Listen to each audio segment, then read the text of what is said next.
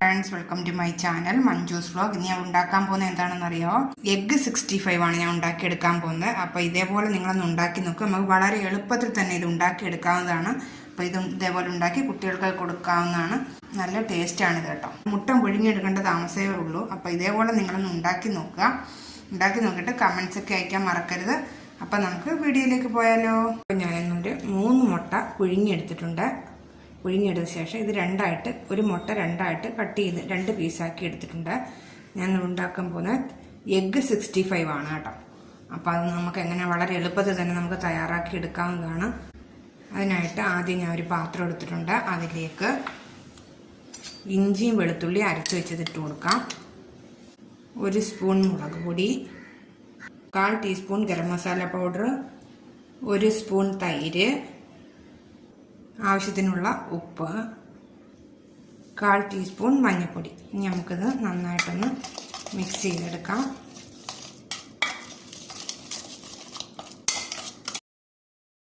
ഞാൻ മിക്സ് ചെയ്തെടുത്തിട്ടുണ്ട്. ഇനി നമുക്കിതിലേക്ക് ഒരു തുള്ളി വെള്ളവും കൂടെ ചേർക്കാം. നമുക്ക്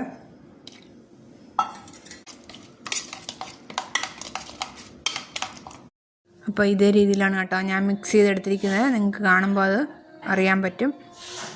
അപ്പോൾ ഇത് മിക്സ് ചെയ്തതിന് ശേഷം ഉപ്പുണ്ടോ എന്ന് നോക്കണം. ഇത് കറക്റ്റിന് ഉപ്പുണ്ട് കേട്ടോ. അപ്പോൾ എരിവ് നിങ്ങൾക്ക് കുറച്ച് കൂടുതൽ വേണമെങ്കിൽ കുറച്ചും കൂടെ മുളക് പൊടി ഇടാം. കുട്ടികൾക്ക് ഉണ്ടാക്കി കൊടുക്കാൻ വേണ്ടിയിട്ടാണ് ഞാൻ ഒരു ഈവനിങ് സ്നാക്കായിട്ട് അവർക്ക് വേണ്ടിയിട്ടാണ് ഞാൻ ഉണ്ടാക്കിയെടുത്തത്. അതുകൊണ്ടാണ് ഞാൻ കുറച്ച് മുളക് പൊടി ചേർത്തത് കേട്ടോ.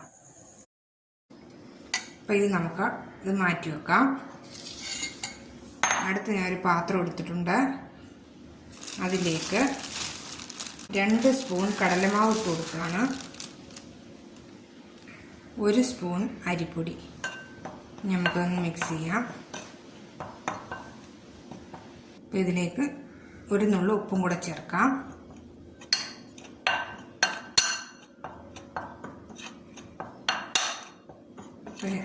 മുട്ടയുടെ മിക്സിംഗ് എല്ലാം റെഡി ആയിട്ടുണ്ട്. എഗ് 65 എങ്ങനെ ഉണ്ടാക്കിയെടുക്കുമെന്ന് നോക്കാം.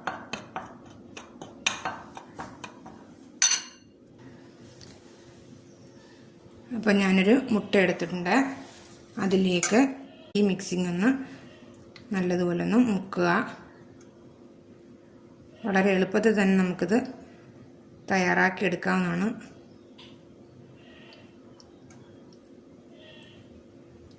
അപ്പം നല്ലോണം ഒന്ന് മുക്കിയ ശേഷം ഈ കടലമാവിനകത്തോട്ടൊന്ന്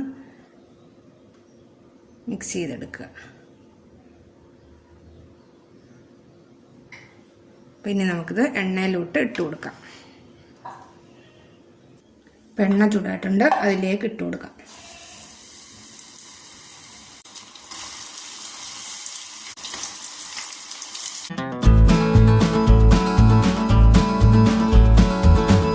അപ്പം ഞാൻ 2 സൈഡും തിരിച്ച് മറിച്ച് ഇട്ട് കൊടുത്തിട്ടുണ്ട്. അപ്പം നമ്മുടെ എഗ് 65 റെഡി ആയിട്ടുണ്ട്.